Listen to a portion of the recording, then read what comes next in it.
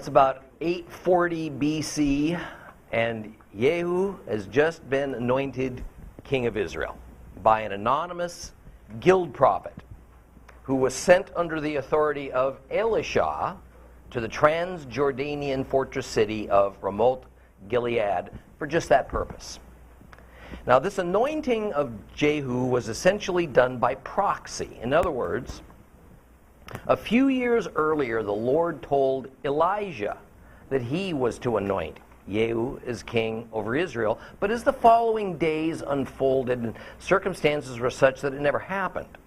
Well, after Eliyahu was miraculously lifted up into the heavens, not to return, the man who witnessed it became the proxy to bring about these things that God had charged to Elijah but had remained undone. Well, when the time was ripe to finally anoint Jehu, the prophet Elisha, for some unexplained reason, issued yet another proxy and passed the task along to a member of the local prophet guild instead of doing it himself. Now, to briefly review the happenings of 2 Kings 9, we find that God's stated reason for making Jehu king of Israel was as a divine intervention for the dual purpose of ridding Israel of the Baal worship that had been instituted as a matter of national policy by Queen Jezebel, and also to destroy the wicked dynasty of her husband, King Ahab, that had begun with his father, Omri. Now, Jehu was a military man. He was a superb and ferocious commander of the army of the northern kingdom. He was respected. He was feared by his men. And when he was anointed, his top lieutenants enthusiastically endorsed him. But what we must also understand about Yehu is that he was ambitious. He was ruthless, and while he believed in Jehovah, it was a kind of self-serving belief, whereby he felt that it gave him the liberty to live and to do whatever he thought best, and whatever made him prosperous and powerful.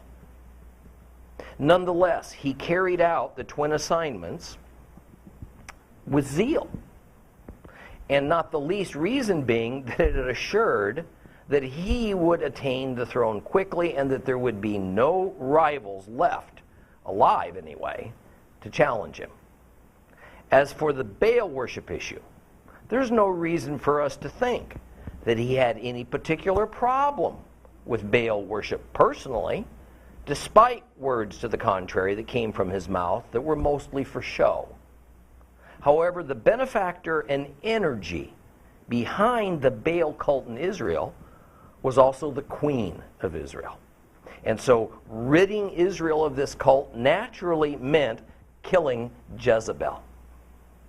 Well, attaining the throne, along with eliminating all rivals and ending Baal worship, worked together hand in glove for Jehu, much to his advantage. Now, whether God meant for Jehu to become king over all Israel or merely to replace the king of the northern kingdom is debatable. But in Yehu's mind, being king over all of Israel, that was his goal. And the truth is that although the Ahab dynasty technically ruled only Ephraim, Israel, the northern kingdom, they had also become closely aligned and highly influential in the southern kingdom, Judah, through the marriage of Jezebel's daughter Athaliah to Jehoram, king of Judah.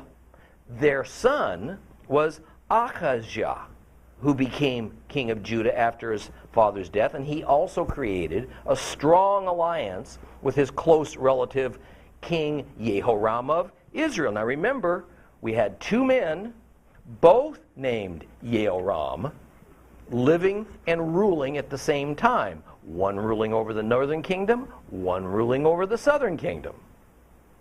So when we left off on our last lesson, Yehu had taken a contingent of loyal soldiers, speedily traveled from remote Gilead, that was located east of the Jordan River, to Jezreel, where the king of Israel, King Yehoram, was still recovering from battle wounds at his country palace. And as luck would have it, the king of Judah, Ahab, just happened to be there as well. As Jehu was quick to point out to the king's messengers, who were sent outside the palace walls to inquire why he had come, it was certainly not for peace. And when King Yehoram came out personally to confront Jehu, it is clear that he knew nothing about Jehu's appointment by God as the new king of Israel. And therefore he never suspected that Jehu came with assassination on his mind. But when Jehu hurled insults at the king, and he made it known what his purpose was for coming, Yehoram yelled out a warning to King Ahab, who had come out with him, and they tried to flee. But he didn't go but a few yards before an arrow from Yehu's powerful and accurate bow found its mark, and King Yehoram was killed atop his fleeing chariot.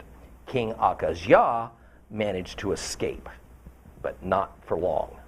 Let's read the last few verses of 2 Kings chapter 9. We'll start at verse 22. 2 King chapter 9, verse 22. That would be page 411 if you have a complete Jewish Bible. When Yoram saw Yehu, he said, "Are you coming in peace, Yehu?" He answered, "Peace? With your mother Jezebel continuing all of her cult prostitution and witchcraft? What a question." Yoram wheeled around and he fled, shouting, "Treachery, Ahijah!" And Yehu drew his bow with all of his strength and struck Yoram between the shoulder blades. The arrow went through his heart, and he collapsed in his chariot. "Pick him up," said Yehu to Bidkar, his servant, "and throw him into the field of Navot the Jezreeli. For remember how, when you and I were riding together after Ahab his father, Adonai pronounced this sentence against him. Adonai says, 'Yesterday I saw the blood of Navot and the blood of his sons.' Adonai also says, 'I'll pay you back in this field.' Therefore pick him up and throw him into the field," in keeping with what Adonai said. But when Ahijah the king of Judah saw this, he fled on the road past Beit Hagan, and Yehu pursued him and ordered, "Strike him too in his chariot." So they struck him at the Gur ascent near Yivleam.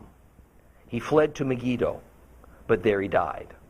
His servants carried him in a chariot to Jerusalem and buried him in his tomb with his ancestors in the city of David. It was in the 11th year of Yoram, the son of Ahab, that Ahijah had begun his rule over Judah. When Yehu reached Jezreel and Jezebel heard of it, she put on eye makeup. She fixed her hair. And she looked out the window. And as Yehu came through the city gate, she asked, "Are you here in peace, you Zimri, you murderer of your master?" And looking up at the window, he said, "Who's on my side?" "Who?" 2 or 3 officers looked out towards him, and he said, "Throw her down." So they threw her down. Some of her blood splashed up onto the wall and onto the horses, and she was trampled underfoot.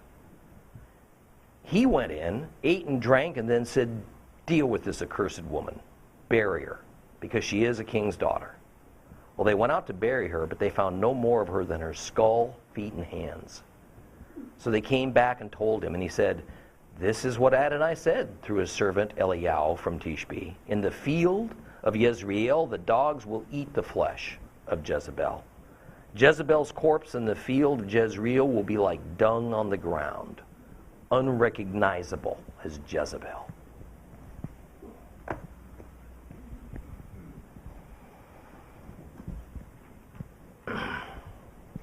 Now recall that some chapters back, we learned that this palace at Jezreel bordered on land owned by a man named Nabot, who had planted a vineyard on it. the wicked and childish king Ahab decided he wanted that beautiful land for his own, to plant a garden on it. And so he went to Naboth with a proposition. But Naboth explained that by Torah law it was impossible for him to sell or give or trade that land for some other land.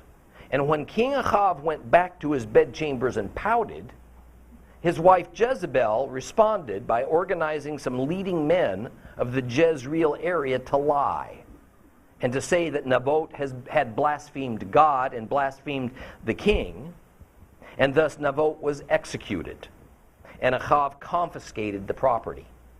But God cursed Ahab for this criminal action and told him that his own blood would someday saturate the soil of this stolen land. Well, that prophetic curse was now coming about. In verse 25, Jehu orders his captain Bidkar to take Ahab's corpse and to throw him into the field that used to belong to Naboth. See, we learn that on that day that Ahab rode in his chariot to claim the deceased Naboth's field, Jehu and Bidkar had accompanied him.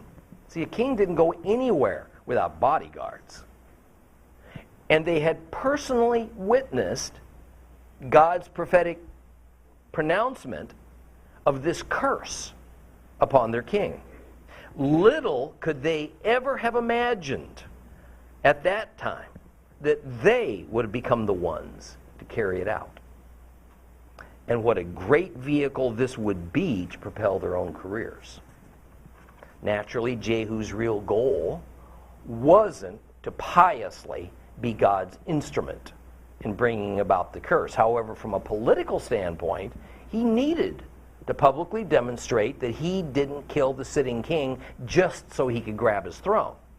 Rather, he wanted the perception to be that it was because Ahab was such a wicked man and was the leader of a wicked monarchy that all Jehu had on his innocent mind was divine justice and the good of the Israeli people.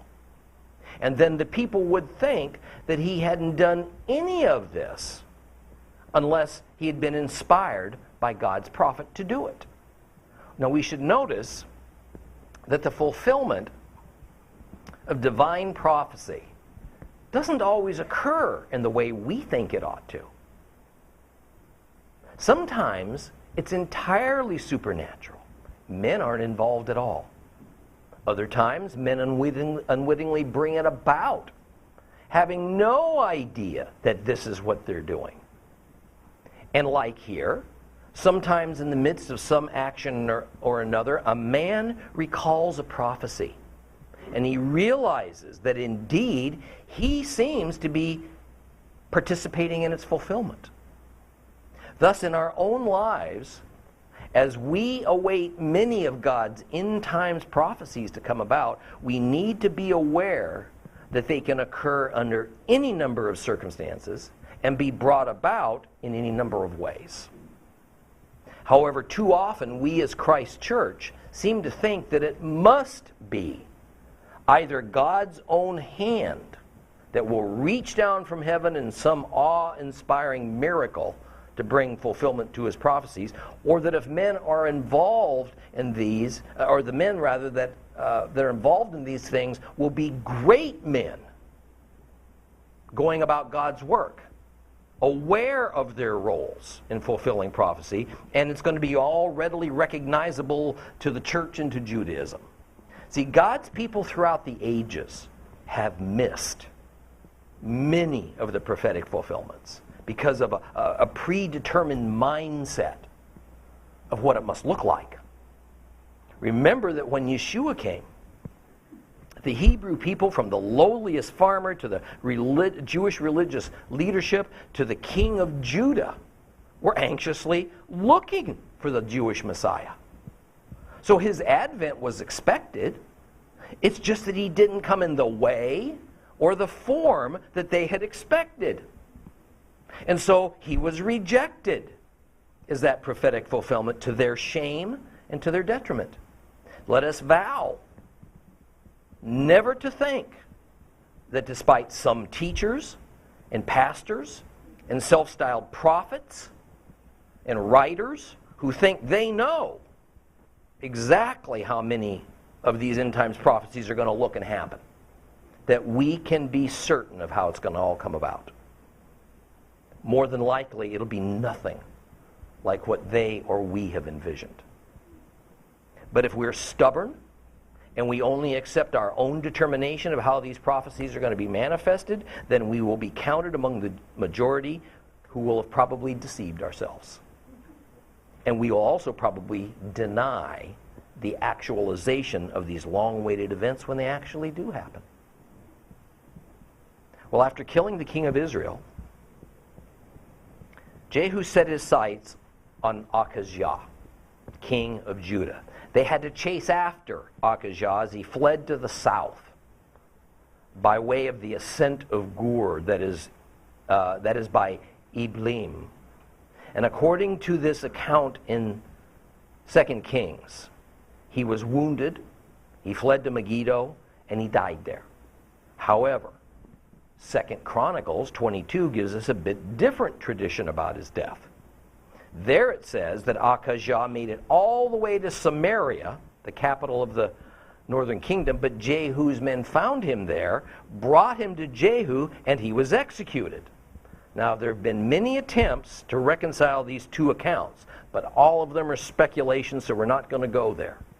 What matters is that King Ahab of Judah was killed by Jehu a few days after King Yehoram of Israel was killed. And so, although the listing of the kings in the Bible doesn't say so, in practice, Jehu was king over both Israel and Judah for a short time, although apparently the people of the 12 tribes never quite saw it that way.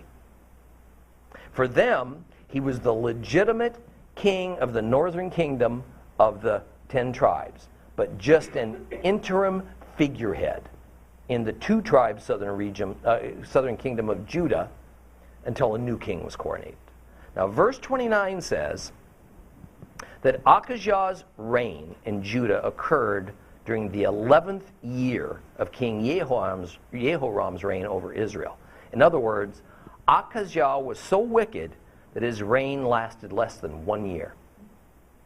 In fact, 2 Chronicles 22 explains that not all of Judah even accepted him as king during that time. Now, no doubt that's because he was of mixed blood. See, his mother was Athaliah, his grandmother was Queen Jezebel, who wasn't even a Hebrew. And so his even being legitimately of the tribe of Judah was in question. It seems that it was only the people of Jerusalem, the capital city of Judah, who accepted him, and the remainder of the kingdom was much less open to his rule. See, it's not unusual in history and in present day that the people living in the capital city of a nation have a different mindset concerning that nation's government and leaders than the remainder of the nation. Sometimes that attitude is more positive, sometimes it's more negative. See, here's a little tip for studying the New Testament based on that premise in it. Follow me on this. In Yeshua's general era, for example, the common people and the religious leadership that were based in Jerusalem had a very different mindset about King Herod and then his successor than the rest of the Holy Land did.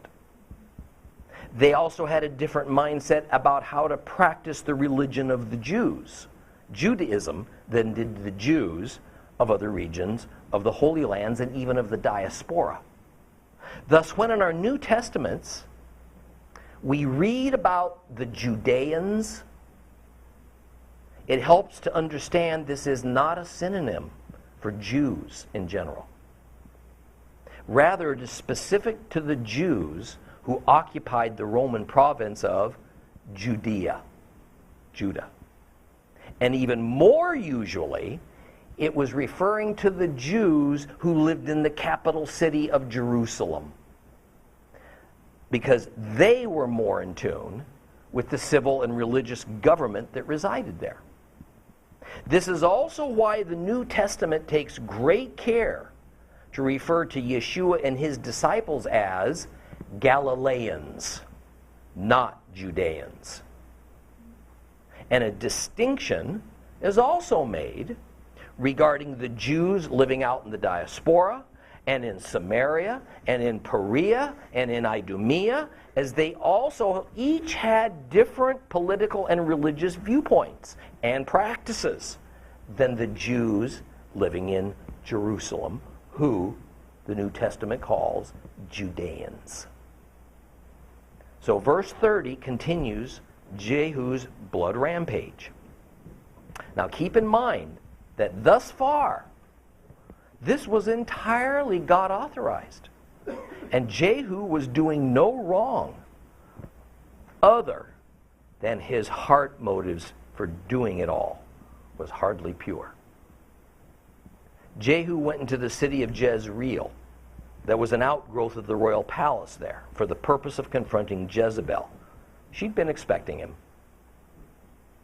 So when Yehu arrived, she adorned herself. And she prepared to meet him, hoping to either seduce him or impress him with her aristocratic appearance, trying perhaps to save her life or to make her demise quick and dignified and honorable. She was on the upper floor of her residence and looked out the window to taunt Jehu, probably hoping her regal bearing and tone might intimidate him. She calls to him, sarcastically asks after his well-being, but then labels him as a Zimri, a murderer of his master. See, Zimri was also a military commander who had notoriously assassinated King Elah of Israel and then took his throne. But Zimri's reign lasted 1 week before he was then assassinated.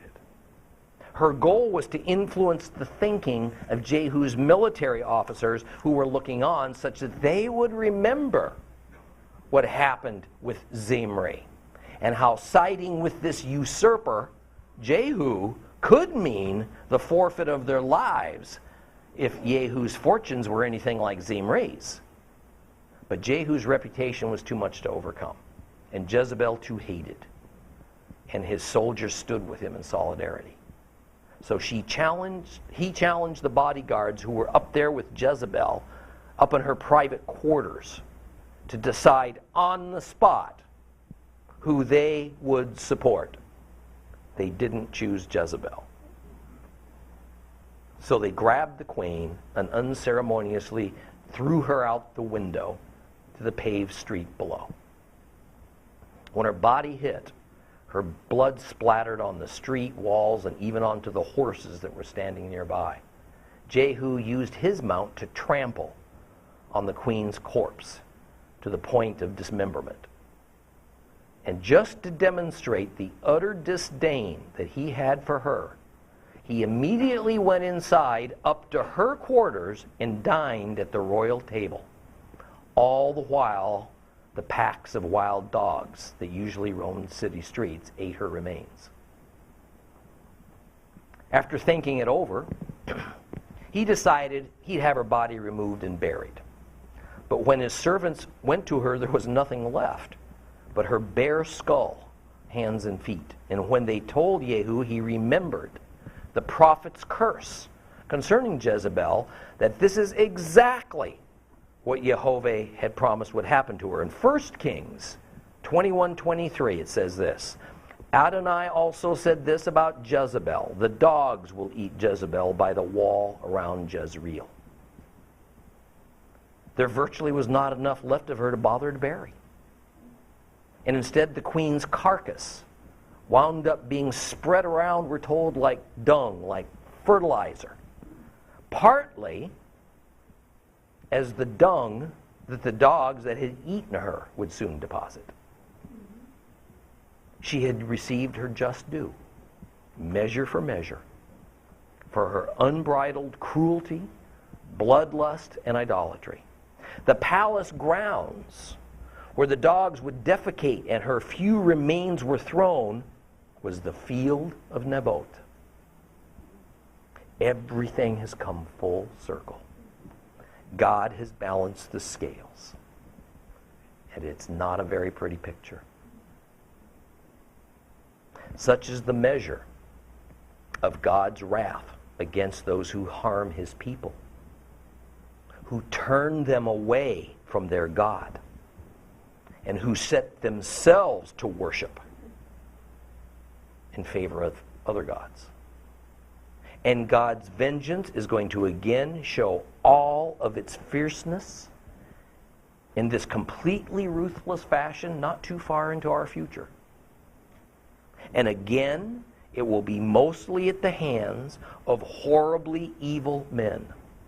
Some, like Hitler, who on some level believe that they are actually doing the Lord's work for him. Let's move on to chapter 10.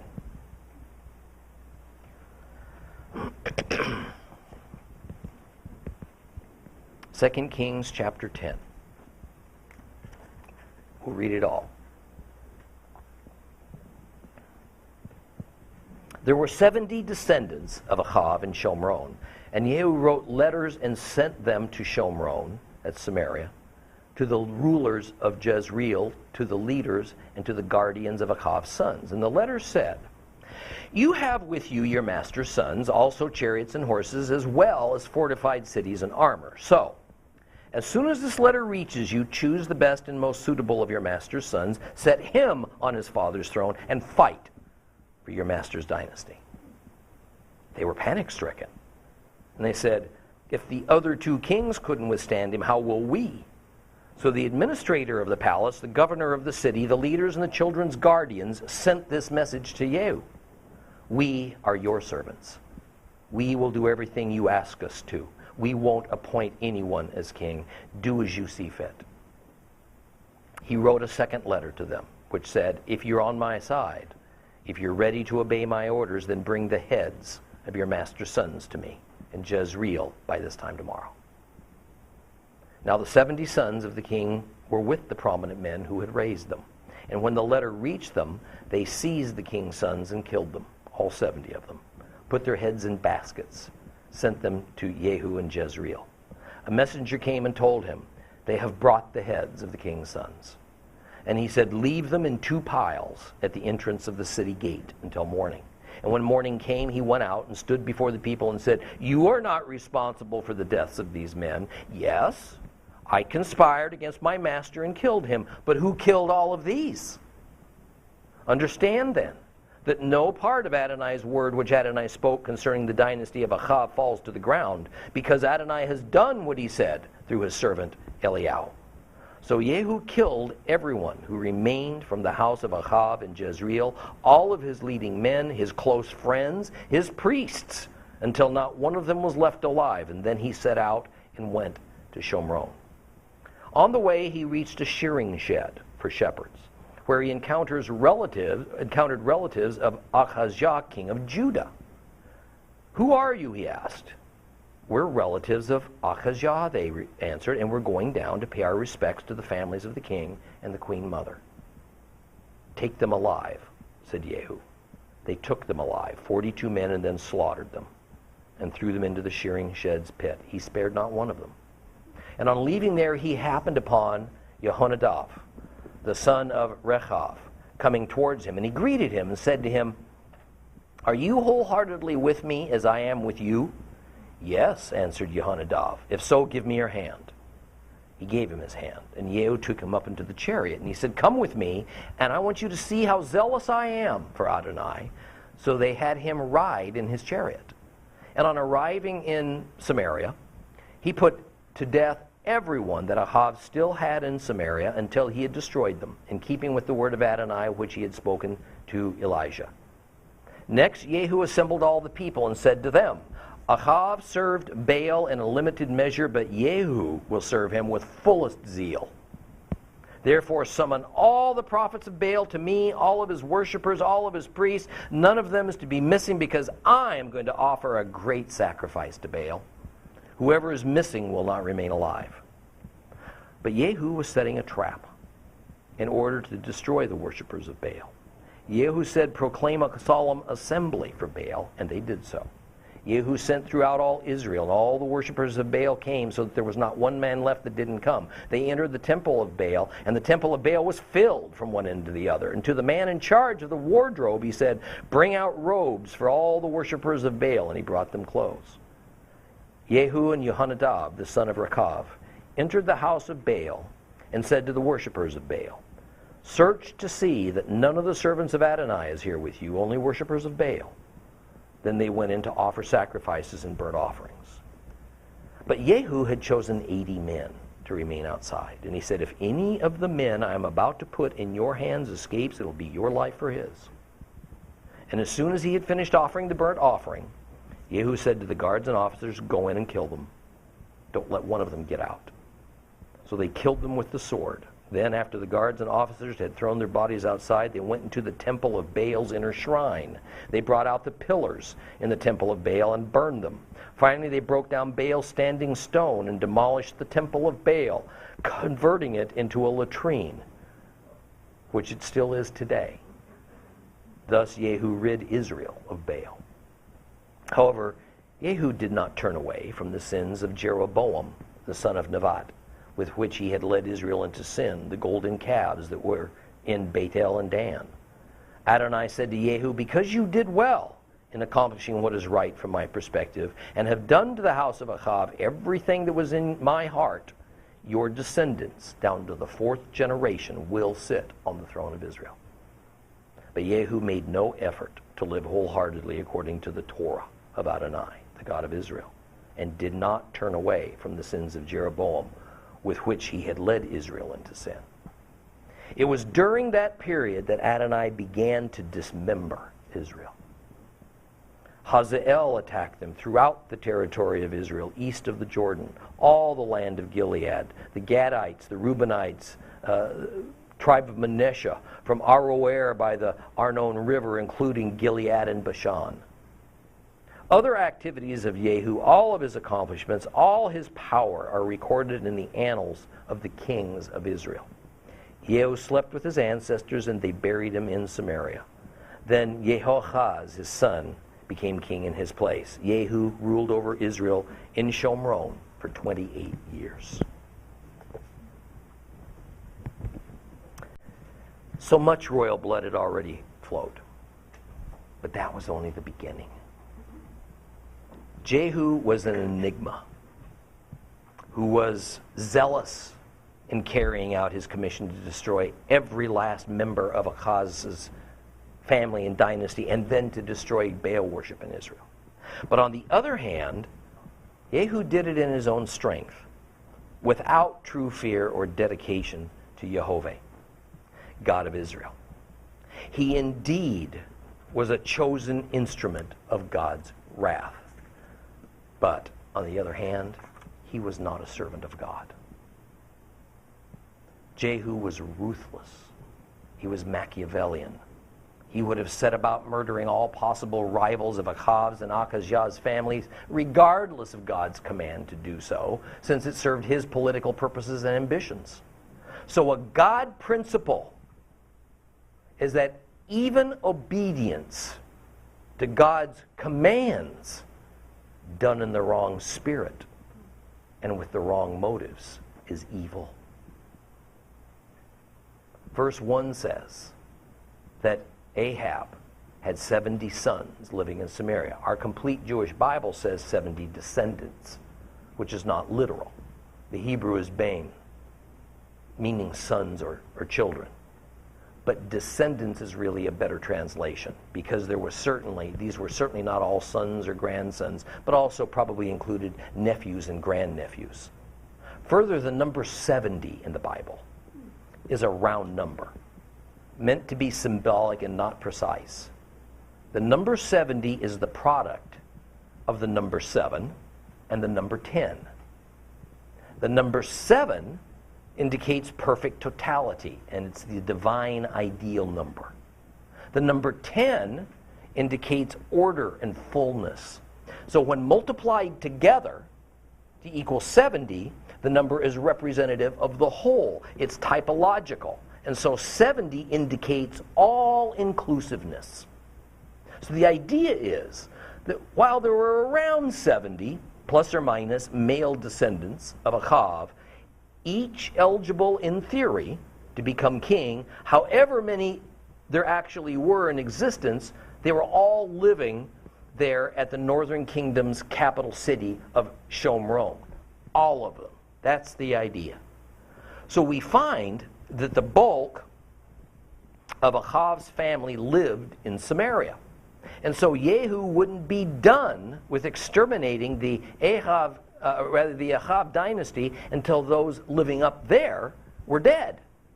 But since Samaria was a heavily defended walled city, and taking it could be costly and time-consuming, he needed to come up with a plan to find out who of the old regime would renounce their former allegiances and side with him.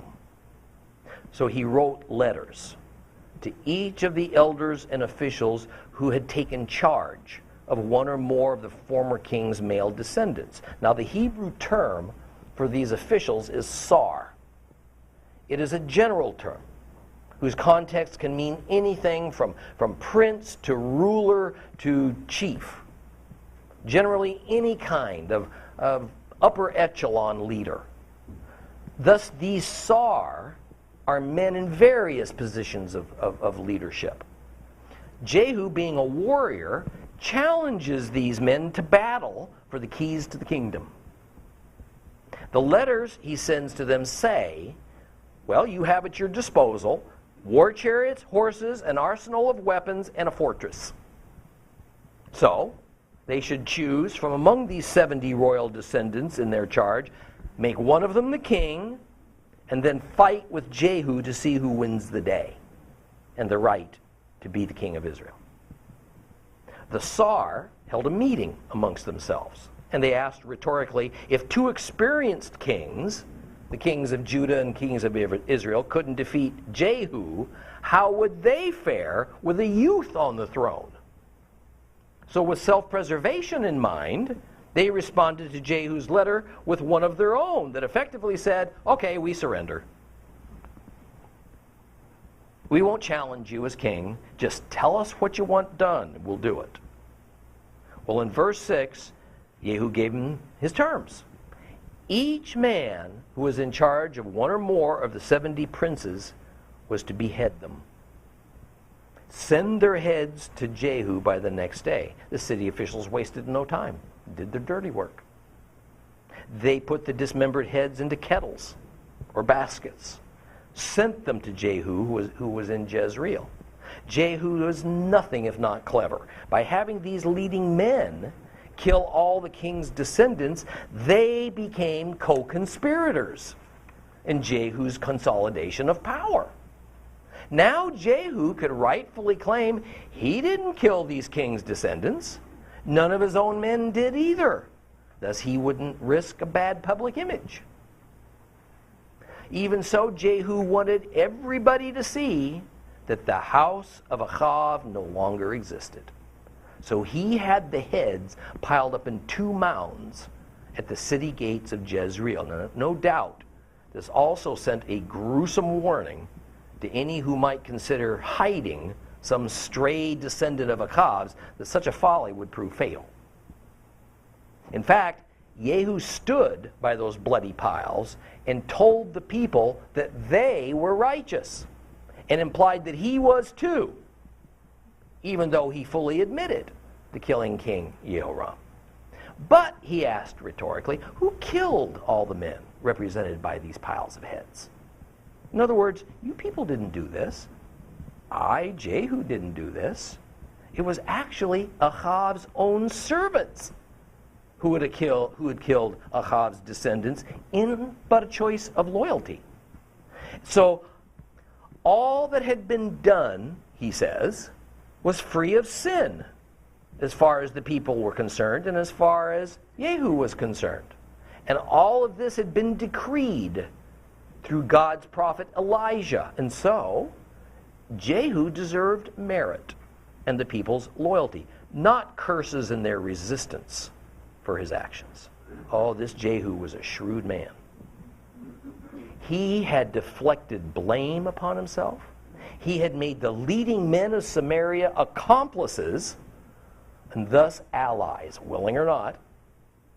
He provided evidence that what he had done was in fulfillment of Elijah's prophecy, and he established himself as the only and legitimate new monarch over Israel who deserved to be respected and feared. But verse 11 tells us something even more disquieting. In addition to Ahab's dynastic family members, Jehu killed their friends. He killed their priests. Anyone that could be associated at any level to the royal family. This went well beyond God's command to Yehu to destroy Ahab's dynasty, meaning anybody who could inherit the throne. And that is a pattern that we have seen and we will continue to see for all those wicked men who God uses from time to time to punish his people for their rebellion. These men eventually succumb to their lusts for power and megalomania, and they venture far beyond God's instructions, so that they now make themselves subject to the Lord punishing them at some point. Not long from this point in 2 Kings, we're going to see the infamous Nebuchadnezzar is but another wicked man that God anoints to punish his people, but he goes too far. He gets too severe. And eventually his kingdom of Babylon is taken away from him by Jehovah, and it's turned over to the Persians as a result. It was time for Jehu to officially assume the throne. And the place to do that was in his kingdom's capital city. So, in verse 12, he leaves Jezreel to venture to Samaria, but along the way, by chance, he happens upon some relatives of the deceased king of Judah, Ahab. 42 of these men were on their way to Jezreel, obviously unaware of what had happened to their king or to the king of Israel. 2 Chronicles 22 makes it clear that these men were nephews of Ahab. So they were indeed eligible to become king of Judah under the right circumstances. Well, we can get the false idea from the many English translations, including our complete Jewish Bibles, that they were headed to Jezreel to mourn with their other family members over the death of Ahab, because many versions say they were coming to pay their respects. Actually, the word being translated is shalom. So all this means to convey is that these 42 nephews were coming to greet or to wish well their various family members. Now remember, they were related to both the king of Israel and the king of Judah, who were, as far as most folks knew, still alive and well and staying at the Jezreel palace. This was a regular show of solidarity and family respect, so typical and expected in the Middle East. Jehu couldn't believe his good fortune. He didn't have to venture south to Judah to try to round up these men who soon might have gone into hiding once they found out what had happened. Instead, they came to him like ignorant sheep to a slaughter. And it's ironic that the very place he crossed paths with them was at a sheep shearing facility. Yehu ordered them captured and immediately executed. And he left their lifeless bodies in the pit of the shearing shed so that passers-by on this busy highway would find these royal corpses, and the news would spread quickly that the king of Judah's family is well on its way to extinction. From there, Yehu continued on his journey towards Samaria, where he encountered a fellow named Jehonadab, son of Rechab. And then he proceeds to show him the greatest admiration and respect. Who is this Jehonadab? Why all the kowtowing and flattery? This man's identity is quite fascinating. And that's what we're going to look into next time. Okay. Father God, I thank you for your word. Oh Lord, how we need this.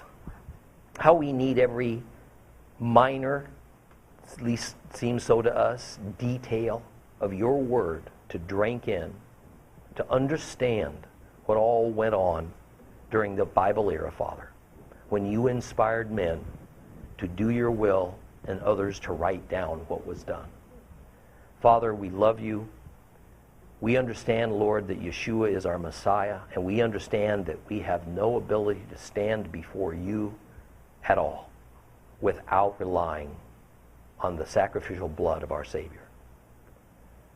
Father, go with us today as we go out into this world to help those who do not know about your Son, to love him and to be saved. I ask especially so within our own families, for those, Father, who have resisted your call, have resisted the approaches of family members to hear. Oh, Father, save them, that we might all be together in heaven with you. We bless your holy name in this place, and all God's people said, amen.